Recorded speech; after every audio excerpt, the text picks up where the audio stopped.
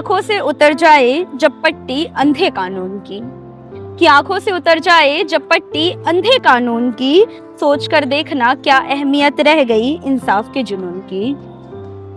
एक निर्दोष सूली पर लटकता रह गया, कि एक निर्दोष सूली पर लटकता रह गया, कानून उसकी बेबसी पर हंसता रह गया। विवाह के गठबंधन में बंधे जब दो जन, विवाह के गठबंधन में बंधे जब दो जन, फिर सिर्फ मर्द ही क्यों फर्ज के नाम पर जलता रह गया। क्या कोई इज्जत नहीं उसके मान सम्मान की, आंखों से उतर जाए जब पट्टी अंधे कानून की। मेरा मानना है कि अगर आप औरतों के लिए रूल्स बना रहे हैं तो पुरुषों के लिए भी बनाएं, सही गलत में अंतर करें। ये नहीं कि सिर्फ एक के फेवर में हो करके एक का सुन के आप एक की जिंदगी बर्बाद करते नहीं हैं। तो आज भी जो शर्मा जी ने जो सुसाइड किया, उन्होंने भी यही बोला है कि मर्दों के बारे में कुछ सोचे। जी। हमारा जो कानून है तो वो मतलब मर्दों को लेकर के भी सोचे, ताकि इस तरीके की जो है वो घटनाएं ना हो। बार बार ना हो।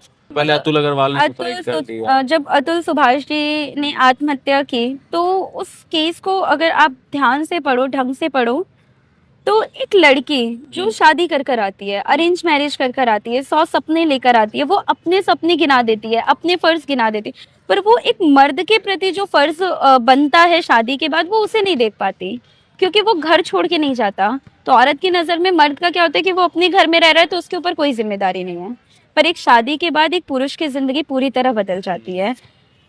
जब औरत ने आजकल तो खैर एक धंधा बना लिया है, शादी करो, डाइवोर्स लो, स्कैम एलिमनी चल लो। रहा है एक तरीके से वो। हाँ, कि बस शादी करके एक शादी का नाम हो गया, उसके बाद जिंदगी भर आप एलिमनी पे अपना घर चलाओ, खर्चा चलाओ या अपनी जिंदगी चलाओ।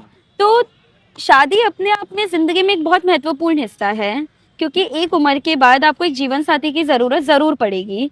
ऐसा तो है नहीं आप पूरी जिंदगी या पूरा जीवन अकेले बिता लेंगे, कोई ना कोई सहारा आपको चाहिए। पर शादी के नाम पे जो मजाक बनाया जा रहा है शादी का, कि आज शादी हो गई, कल लड़ाई हो गई, डाइवोर्स हो गया, डाइवोर्स नहीं भी हुआ तो माँ बाप को घर से बाहर निकाल दिया। तो इन चीजों से शादी का कोई लेना देना नहीं है।